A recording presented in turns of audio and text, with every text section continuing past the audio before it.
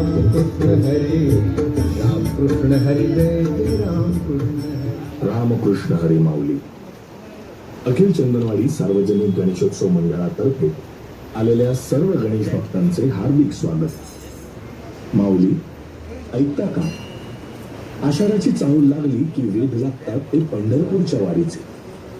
विठुरायाची सारी लेकरं टाळ मृदुंगाचा ताल धरत हरिनामाचा गजर करत एकत्र येतात आणि सुरू होते विठ्ठलाच्या भक्तीची वारी.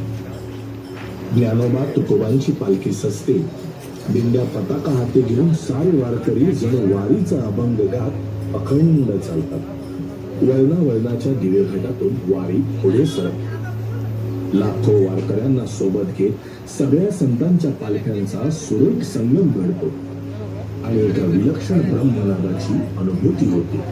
माऊलींच्या पालखीभोवती मानाच्या अश्वांचे रिंगण पार पडते आणि ज्या मातीतून माऊलींचे अश्व रिंगण घालतात ती माती भाळी लावण्याची धडपड सुरू होते. नीरा चंद्रभागेच्या पाण्यात माऊलींच्या पादुका न्हाऊन निघत वारी पोचते ते विठुरायाच्या पंढरपुरात आणि लाखो वारकऱ्यांना एकच ओढ लागते, ती पांडुरंगाच्या दर्शनाची. मंदिराच्या गाभाऱ्याजवळ येऊन हात आपोआप जोडले जातात. डोळ्यांच्या कडा ओलावतात. स्वर्ग सुखाची अनुभूती होते.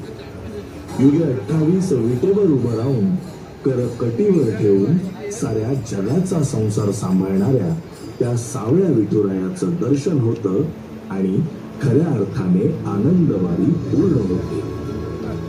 आज या चंदनवाडी नगरीत आपला विठुराया गोड गणपतीच्या रूपात आकार घेऊन इथे त्याच्या गाभाऱ्यात उभा आहे. माऊलींचा नामघोष करणारे वारकरी आणि गणपती बाप्पा मोरयाचा गजर करणारे आपण सारे एकच, कारण आपल्या भक्तीचा गाभारा समानच.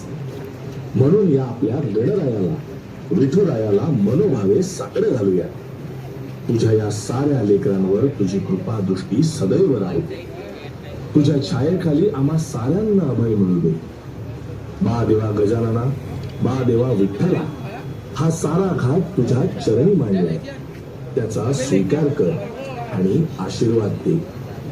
माऊली, सारे एका ध्वजाखाली एकत्र येऊया, एकत्र राहूया आणि हिंदू संस्कृतीची ही पताका आसमंती फडकवूया.